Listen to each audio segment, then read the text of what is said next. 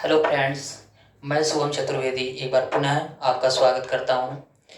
और आज हम लोग एक नए टॉपिक के साथ आप लोगों के बीच में एक नए टॉपिक के साथ आया हूं, जिस टॉपिक का नाम है संसाधन एवं विकास। यानी कि ये दरअसल कक्षा 10 के जियोग्राफी का फर्स्ट लेसन है। ये जियोग्राफी का फर्स्ट लेसन है संसाधन एवं विकास। इसी के बारे में आज हम लोग विचार विमर्श करेंगे, अध्ययन करेंगे, इस पर चर्चा करेंगे।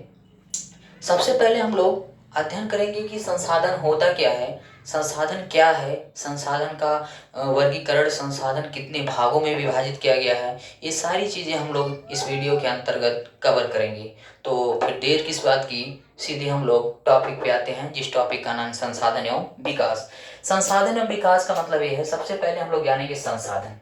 संसाधन का अर्थ सबसे पहले हम लोग जानेंगे कि संसाधन होता क्या है। संसाधन संसाधन तो संसाधन को समझने के लिए एक छोटी सी कहानी पहले हम शुरुआत करते हैं। कहानी क्या है? कहानी है नहीं, बस 2-3 लाइन की है। एक परिवार है, उसमें एक औरत है, उनके 2 बच्चे हैं और बच्चों का नाम बड़ा ही कमाल का नाम है, गजोधर, और दूसरे का नाम अगर देखें तो बगेदो। 2 बच्चे हैं, पहले का नाम गजोधर और दूसरे का नाम बगेदो। 2 बच्चे हैं उनके। अब वो जो है, उनकी माता जो है किचन में खाना बना रही हैं, और खाना जब बना रही हैं तो कहीं गजोधर आ जा रहे हैं। गजेधर कोई सामान लेकर आ जा रहे हैं। सामान जैसे मान लेते हैं, कोई एक सामान लेकर आते हैं, पेन लेकर आ जाते हैं और लेकर आकर के पूछते हैं, माँ ये क्या है? और माता जी बताती हैं कि बाबू पेन है। कहती ये क्या होता है? तो कहती लिखने के काम आता है। ध्यान से सुनिएगा, किसके काम आता है? लिखने के काम आता है। तब तक गजोधर आ जाते हैं किताब लेकर के। कहते माँ ये क्या है? तुरंत वो कहती ये पढ़ने के काम आता है, ये किताब है। पूछते ये किसके काम आता है? कहते पढ़ने के काम आता है। अब उसके बाद हर दोनों लाइनें समझिएगा, लिखने के काम आता है, पढ़ने के काम आता है। तब तक फिर गजोधर आ जाते हैं। वहीं बेलन रखा था, तब तक जो है बेलन लेकर चले जाते हैं। बोले माता ये क्या है? तो कहती ये बेलन है। कहती ये किसके काम में आता है? कहती ये रोटी बेलने के काम में आता है। अब एक आपको चीज समझ में आया होगा उसमें, कि हर सेंस में जितने माता जी जितनी वाक्य बोल रही हैं, जितने वो वाक्य सेंटेंस बोल रही हैं, उसमें हर एक शब्द कॉमन आ रहा है। कॉमन क्या आ रहा है? काम। क्या कॉमन आ रहा है? काम कॉमन आ रहा है। इसका मतलब ये है कि हर वस्तु से हम काम ले रहे हैं। क्या ले रहे हैं? काम। ध्यान से समझिएगा, वहां पर जितने वो सेंस, उनका मतलब है कि जितनी वस्तुएं उससे हम क्या कर रहे हैं? काम। हर ना किसी माध्यम से हमारे वो काम आ रही हैं। अब आप तुरंत समझ गया, आपको समझना चाहिए कि यानी इस जो है पर्यावरण में जितनी भी वस्तुएं हैं, सभी हमारे किसी ना किसी माध्यम से काम आते हैं। अब अलग सी बात है उसका हम उपयोग न करें, या उपयोग हम जो है नहीं कर पाते हैं, कभी कभी ऐसा होता है। अब इसका आप एक डिफिनीशन क्या हो सकती है, इसका परिभाषा क्या बन सकता है? परिभाषा बनेगा इसका, संसाधन का, कि इस पर्यावरण में उपलब्ध सभी वस्तुएं, इस पर्यावरण में उपलब्ध वे सभी वस्तुएं जो मानव की आवश्यकताओं को पूरा करें, जो मानव की आवश्यकताओं को क्या करे?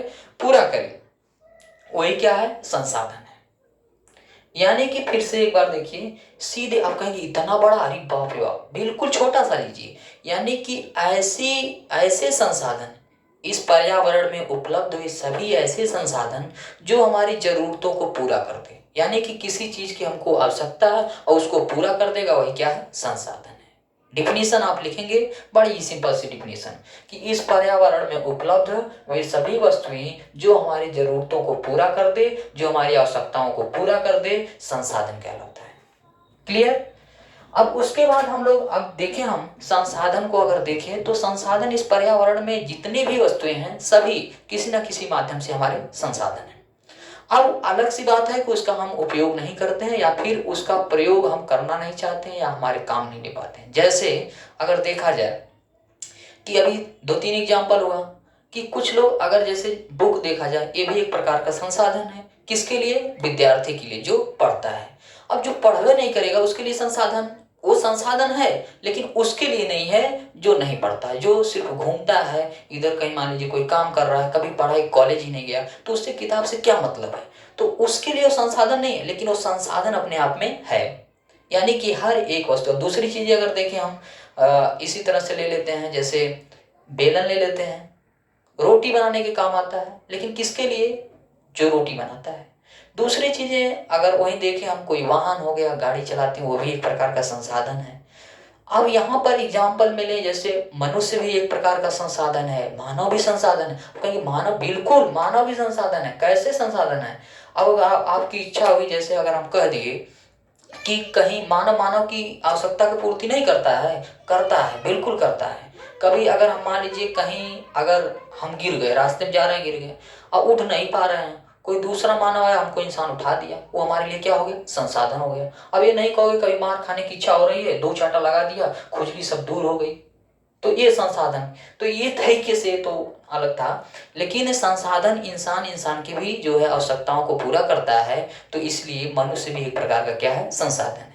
तो आप लिखेंगे संसाधन की डिफिनेशन लिखेंगे कि पर्यावरण में उपलब्ध हुई सभी वस्तुएं जो हमारी आवश्यकताओं को, जो हमारी जरूरतों को पूरा करते हैं, वो ये संसाधन कहलाते हैं। एग्जाम्पल में अगर देखा जाए तो वनस्पति, जीव जंतु और मनुष्य, ये सभी क्या है, संसाधन है।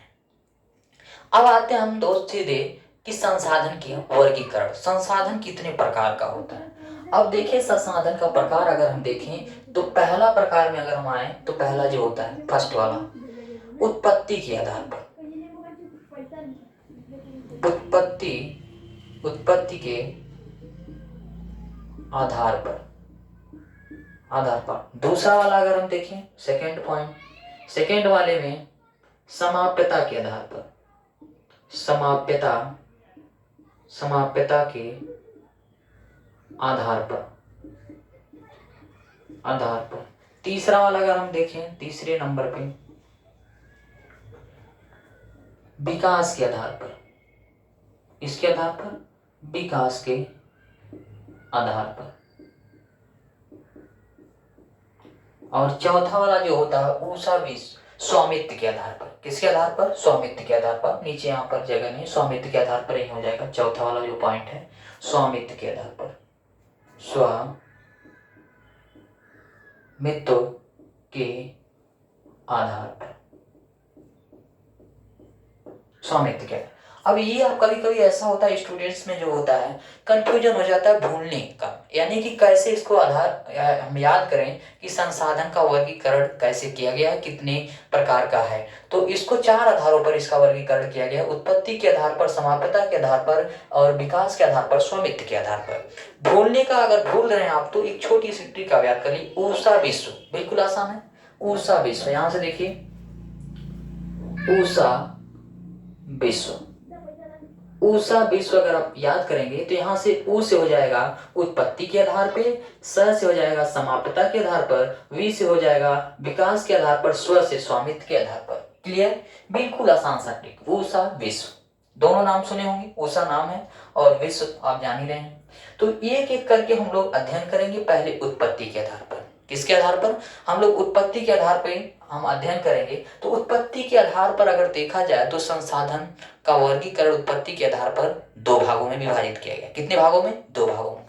यानी कि पहला अगर देखा जाए फर्स्ट वाला, तो यहां से हो जाएगा जैव संसाधन और दूसरा हो जाएगा अजैव, अजैव।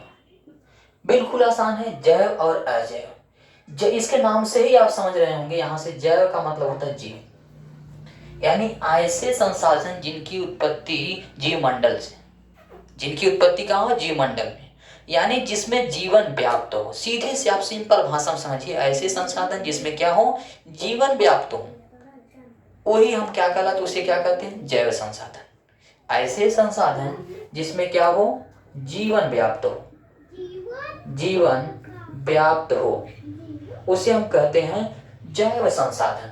अब जैव संसाधन का अगर हम एग्जाम्पल लें कि जैव संसाधन का एग्जाम्पल अगर देखा जाए तो बहुत ही आसान है। जैव संसाधन के एग्जाम्पल में अगर हम लेंगे तो यहाँ लिख सकते हैं, जैसे यहाँ से वनस्पति, वनस्पति वनस्पति हो गया, फिर उसके बाद यहाँ से हो जाएगा मनुष्य, फिर उसके बाद यहाँ से हो जाएगा पशुधन, पशुधन। ये सभी इसके एग्जाम्पल हो जाएंगे, वनस्पति, मनुष्य, पशुधन। अब एक एक करके वनस्पति भी हमारे क्या है, संसाधन है। जब कैसे वनस्पति भी यहाँ से देखिए, वृक्ष है, जब तक वो वृक्ष रहता है तब तक हमको फल देता है। अब फल क्या हमारे लिए संसाधन, आवश्यकता को पूरा करता है कि नहीं करता है, बिल्कुल करता है। फिर उसके बाद आ जाएंगे मनुष्य। मनुष्य भी मैंने समझाया कि मानव भी एक प्रकार का क्या है, संसाधन है। पशुधन, पशु की बात अगर करें तो खेत को जोतने के काम आते हैं। जैसे हम खेत को जोतते हैं, पशु यानी कि बैल खेत की जुताई करता है, यानी हमारी आवश्यकता को पूरा करता है। जोतना रहता है तो हम बैल को लाते हैं और जोतने के वो काम आता है। इस प्रकार क्या है हमारा, क्या है, जैव संसाधन। अब फिर नीचे आते हैं दूसरे पॉइंट पे, इसी का दूसरा प्रकार है अजैव संसाधन। अजैव संसाधन दूसरे नंबर पे अगर देखें हम, अजैव संसाधन। अजैव संसाधन, अजैव का मतलब आगे अ लग गया, इसका मतलब जो जीवित न हो, यानी ऐसे संसाधन जिसमें जीवन व्याप्त न हो, यानी वो निर्जीव हो या निर्जीव वस्तुओं से बनाए गए हों, ऐसे संसाधन कहलाते हैं अजैव संसाधन। कौन से संसाधन, अजैव संसाधन। ऐसे संसाधन जो यानी कि क्या हो, निर्जीव वस्तुओं से बने हो अथवा निर्जीव हो, वो कहलाते हैं अजैव संसाधन। इसमें जीवन व्याप्त नहीं होता है। अब एग्जाम्पल के रूप में अगर लिखा जाए तो हो जाएगा मृदा, मृदा, चट्टाने यहाँ से हो जाएगा, धातु धात जितने भी हैं ये सब क्या हो जाएंगे। यहाँ से अगर देखें तो जल भी हो सकता है। ये सभी क्या है, अजैव संसाधन है। फिर हम, अब ये तो हो गया उत्पत्ति के आधार पर। किसके आधार पर, उत्पत्ति के आधार पर। अब हम दूसरा देखेंगे समाप्यता के आधार पर। किसके आधार पर, समाप्यता के आधार। समाप्यता के आधार पर भी दो वर्गों में विभाजित किया गया। पहला नवीकरणीय योग्य और दूसरा अनवीकरणीय। पहला हो जाएगा यहाँ से नवीकरणीय, पहला पॉइंट नवीकरणीय संसाधन। नवीकरणीय संसाधन की अगर बात करें तो बिल्कुल इसके शब्द से ही पहचाने। नवी, यहां से देखिए नवी मतलब नया, अब करणी मतलब करने योग्य, यानी ऐसे संसाधन जिनका हम एक बार प्रयोग कर लेने के बाद, ऐसे संसाधन जिसका एक बार प्रयोग कर लेने के बाद वह पुनः भौतिक, रासायनिक अथवा यांत्रिक माध्यम से हम उसका प्रयोग कर सकते हैं। यानी एक बार प्रयोग कर लेने के बाद भी उसका प्रयोग हम भौतिक, रासायनिक अथवा यांत्रिक माध्यमों से क्या कर सकते हैं, कर सकते हैं, दूसरी बार भी कर सकते हैं पुनः। उसी को कहते हैं नवीकरणीय संसाधन। फिर से समझिए, यानी ऐसा, यानी कि एक बार उसका तो हम प्रयोग कर लिए, फिर उसका प्रयोग हम कर सके लेकिन किसी ना किसी माध्यम से, तो उसे हम कहते हैं नवीकरणीय योग्य संसाधन। ऐसे संसाधन जिनका प्रयोग एक बार कर लेने के बाद उसका प्रयोग पुनः हम रासायनिक, भौतिक अथवा यांत्रिक माध्यमों से कर सके, उसे हम कहते हैं नवीकरणीय योग्य संसाधन। जैसे अगर देखा जाए नवीकरणीय योग्य संसाधन में, अगर हम देखें नवीकरणीय योग्य संसाधन तो हो जाएगा यहाँ से सौर ऊर्जा, क्या, सौर ऊर्जा, यहाँ से फिर पवन ऊर्जा, पवन ऊर्जा, फिर हो जाएगा यहाँ से जल। ये सब क्या है, नवीकरणीय योग्य। सौर ऊर्जा, पवन ऊर्जा, जल। सौर ऊर्जा को आप देखते ही हैं, अगर हम जब तक सूर्य की रोशनी मिलती है, चार्ज होता है, उसका हम प्रयोग करते हैं, फिर डिस्चार्ज होता है, फिर सूर्य की रोशनी, यानी बार बार उसका हम प्रयोग करते हैं। और दूसरे नंबर पे यहाँ पवन ऊर्जा से आप बिल्कुल परिचित हैं। फिर जल को आप देख ही रहे हैं, जल का हम बार बार इसका प्रयोग करते हैं। अब अनवीकरणीय योग्य संसाधन दूसरे नंबर पे हो जाएगा अनवीकरणीय संसाधन। मतलब आगे लग गया, यानी कि जो पुनः हम उसका प्रयोग न कर सकें, यानी उसी का उल्टा हो जाएगा। ऐसा संसाधन जिसका एक बार प्रयोग कर लेने के बाद उसका पुनः हम प्रयोग न कर सकें, वो समाप्त हो जाए। एक बार प्रयोग कर लिया, क्या हो गया, समाप्त हो गया, वो होता है अनवीकरणीय संसाधन। जैसे एग्जाम्पल में अगर हम देखें अनवीकरणीय संसाधन में तो हो जाएगा यहाँ से खनिज एवं जीवाश्म ईंधन, खनिज एवं जीवाश्म ईंधन, यानी कि अगर देखें यहाँ से तो तात्पर्य है कोयला पेट्रोलियम से, कोयला पेट्रोलियम। ये हुआ अनवीकरणीय संसाधन। अब हम तीसरे नंबर पे चलते हैं विकास के आधार पे। विकास के आधार पर अगर देखें तो विकास के आधार पर 4 वर्गों में विभाजित किया गया है। कितने वर्गों में, 4। 4 भागों में। कौन कौन सा? पहला हम देखेंगे संभावी संसाधन। संभावी संसाधन, संभावी संसाधन। संभावी संसाधन का देखें, इसमें थोड़ा सा कंफ्यूजन होता है संभावी वाले में और दूसरा संचित कोष में, लेकिन अभी डाउट सब क्लियर होगा। संभावी संसाधन का मतलब ये होता है कि ऐसे संसाधन, ऐसे संसाधन जो किसी विशेष क्षेत्र में, किसी प्रदेश के विशेष क्षेत्रों में पाए जाएं। फिर से ध्यान से समझिएगा बात को, कि ऐसे संसाधन जो है किसी प्रदेश के विशेष क्षेत्रों में पाए जाते हैं और उनका विकास पूर्ण रूप से नहीं हुआ है। अर्थात इसका मतलब कि वो जो संसाधन, कुछ ऐसे संसाधन होते हैं जो जिनका हम प्रयोग तो करना चाहते हैं, पर हमारे मतलब जितना हमको चाहिए, आवश्यकता होती है, उससे मतलब उतना हमारे पास नहीं होता है। तो ऐसे संसाधन को अगर हम देखें तो यहाँ पर संभावी संसाधन कहलाते हैं। फिर से एक बार समझिएगा कि ऐसे संसाधन, इसका डिफिनीशन अगर देखें तो हो जाएगा ऐसे संसाधन जो किसी प्रदेश के विशेष क्षेत्रों में पाए जाते हैं और उनका जो विकास पूर्ण रूप से नहीं हुआ है, उनका विकास पूर्ण रूप से नहीं हुआ। और दूसरी चीजें, और इनका प्रयोग आज तक अभी नहीं हुआ, इनका उपयोग भी अभी हम आज तक नहीं किए, ऐसे संसाधन कहलाते हैं संभावी संसाधन। कौन सा संसाधन? संभावी। एग्जाम्पल में अगर देखें तो गुजरात और राजस्थान में पवन और सौर ऊर्जा की अपार संभावना। पहला यहाँ से एग्जाम्पल उदाहरण के रूप में होगा गुजरात एवं राजस्थान में, गुजरात और राजस्थान में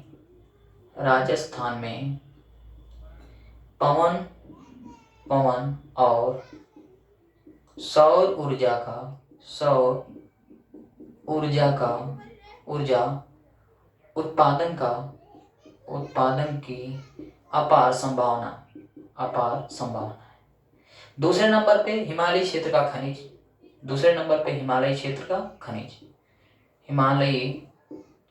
का खनिज।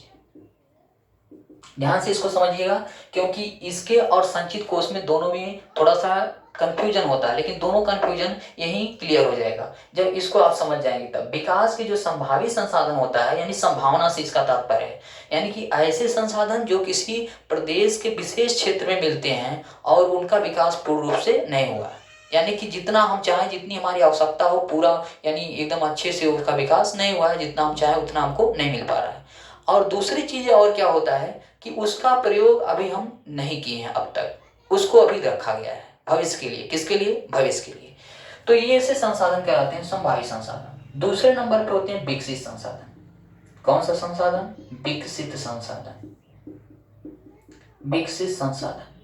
विकसित संसाधन का मतलब होता है ऐसा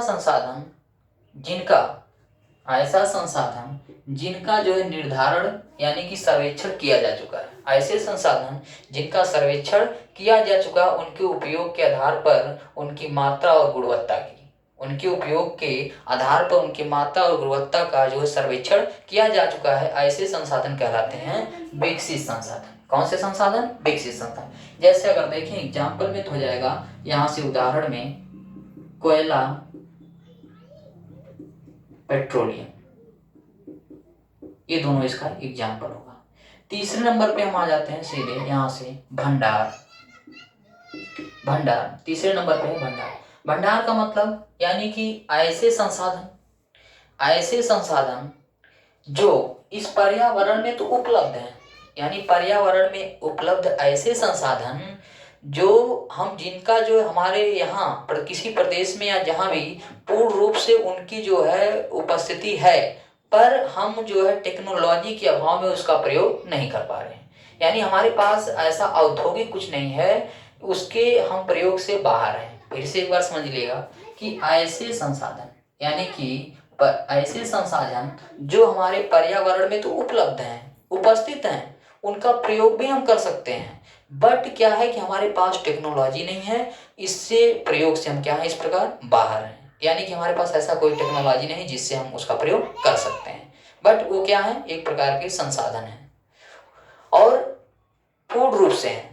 तो यहाँ पे जैसे अगर देखा जाए, हम तीसरे नंबर पे देखें तो जल दो ज्वलन, इसका एग्जाम्पल अगर हो जाएगा तो हो जाएगा जल जो है, जल दो ज्वलनशील गैसों जैसे हाइड्रोजन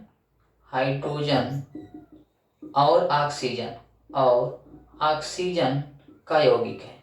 क्या है? यौगिक है। यह एक प्रकार की से अपार ऊर्जा हमको मिल सकती है, लेकिन जो है अभी हमारे पास ऐसा टेक्नोलॉजी नहीं है जिसके माध्यम से इसका प्रयोग हम कर सकें, अपने उपयोग में ला सकें। चौथे नंबर पे अगर देखा जाए तो संचित कोष है। चौथे नंबर पे क्या है? संचित कोष। संचित कोष, अब यहीं पर यहाँ कंफ्यूजन होता है, एक विकसित यहाँ से संभावी संसाधन और संचित कोष में।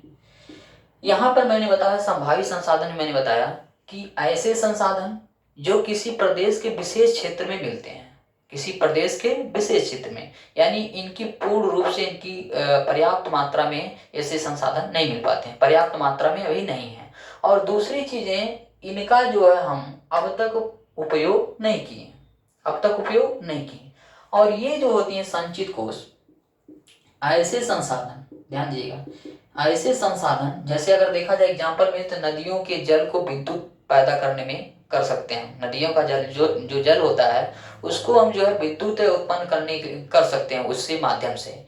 लेकिन यहाँ पर जो है संचित कोष में हम एग्जाम्पल में अगर देखा जाए उदाहरण में तो ले सकते हैं कि जो नदियों का जल है, नदियों का जल इसके माध्यम से हम विद्युत उत्पन्न कर सकते हैं, विद्युत उत्पन्न कर सकते हैं,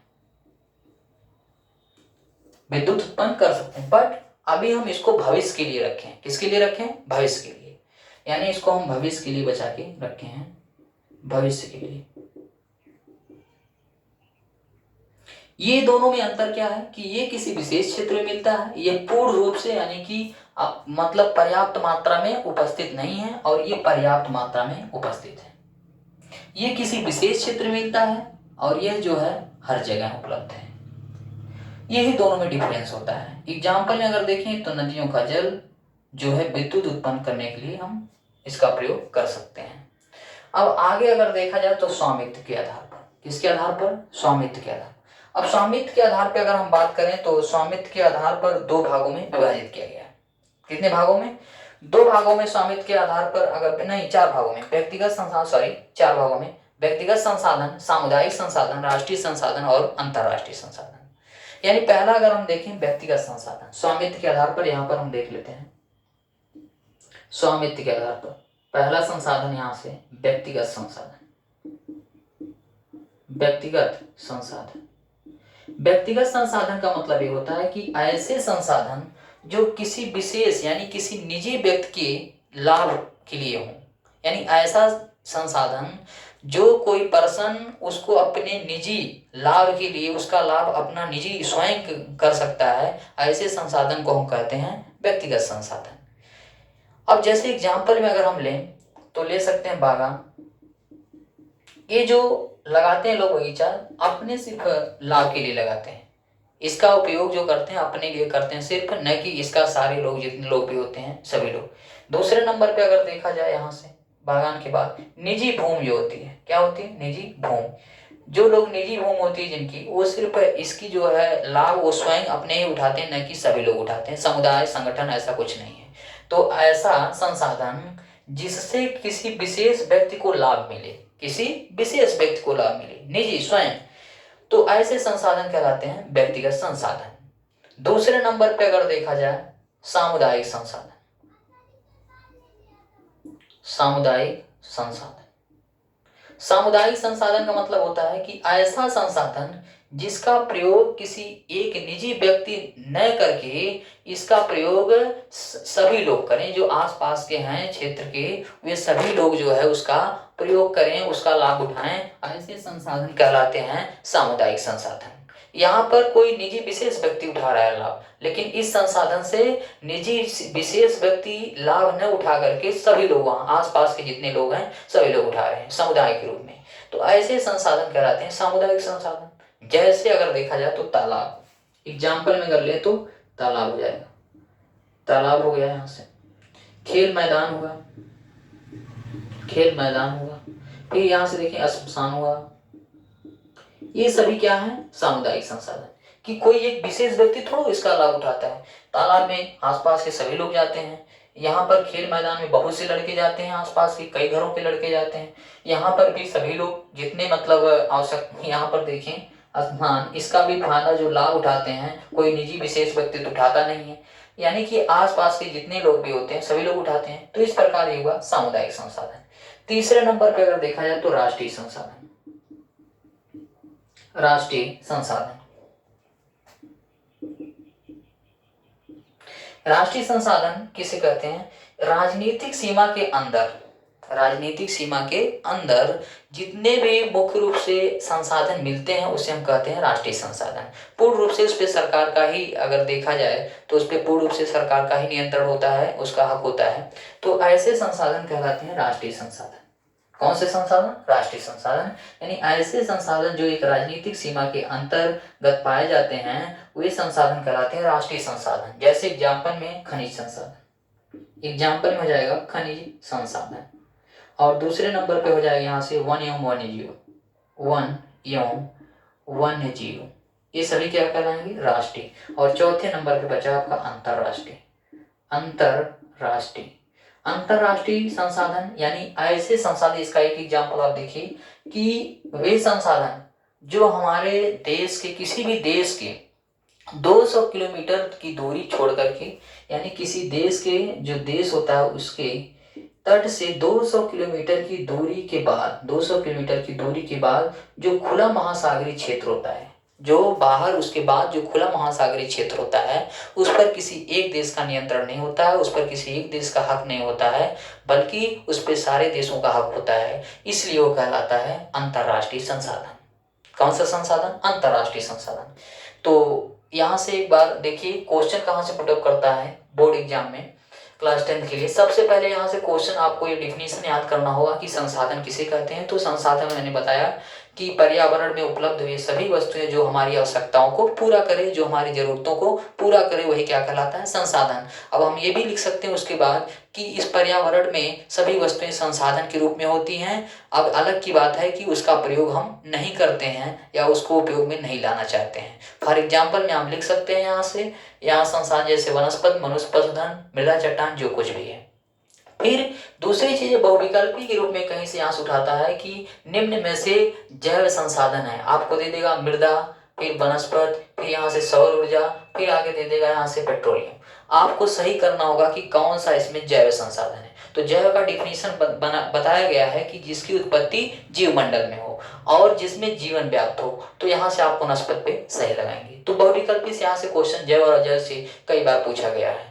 अगर आपको उसके बाद अगर दीर्घोत्तरी में पूछता है तो इस प्रकार पूछ सकता है कि संसाधन से आप क्या समझते हैं? संसाधन के प्रकारों का वर्णन कीजिए। संसाधन के प्रकारों का वर्णन कीजिए। तो आप जिस प्रकार से अभी मैंने बताया कि संसाधन की डिफिनीशन, फिर यहाँ पर आप इसका वर्गीकृत करेंगे उत्पत्ति के आधार पर, समापता के आधार पर, विकास के आधार पर, स्वामित्व के आधार पर। फिर एक एक करके हेडिंग डाल के जैव अजैव, नवीकरणीय, अनवीकरणीय, फिर उसके बाद यहाँ से आप लिख सकते हैं संभावी, विकसित, भंडार और संचित कोष। फिर उसके बाद यहाँ से स्वामित्व के आधार पर यहाँ लिख सामुदायिक, यहाँ से व्यक्तिगत, सामुदायिक, राष्ट्रीय और अंतरराष्ट्रीय। तो ये सारी चीजें उसमें आपसे पूछा जाता है बार बार बहुविकल्पी, अतिलघुत्तरी और दीर्घोत्तरी से। तो उम्मीद करते हैं कि समझ में आया होगा। यहाँ पर जो डाउट होगा अगर संभावित संसाधन और एक चीज यहाँ पर संचित कोष में, तो इसमें दो ही अंतर पाया जाता है कि दोनों में एक ही अंतर है कि संभावित संसाधन जो होता है वह किसी विशेष क्षेत्र में पाया जाता है, यानी कि इसकी जो मतलब मात्रा होती है पर्याप्त मात्रा में नहीं होती है, यानी इसका उपयोग तो हम करना चाहते हैं पर पूर्ण रूप से नहीं है हमारे यहाँ, और जो है इसका आज तक हम प्रयोग नहीं किए हैं। इसमें क्या होता है संचित कोष में, ये भविष्य के लिए बचा के रखा गया है, इसका तो पर्याप्त मात्रा में ये उपस्थित है, लेकिन इसको हम क्या किए हैं? भविष्य के लिए बचा के रखे हैं। तो दोनों में ही डिफिनीशन में अंतर होता है, संचित कोष और संभावित संसाधन में। तो उम्मीद करते हैं कि समझ में आ गया होगा। फिर मिलेंगे नेक्स्ट वीडियो में। धन्यवाद।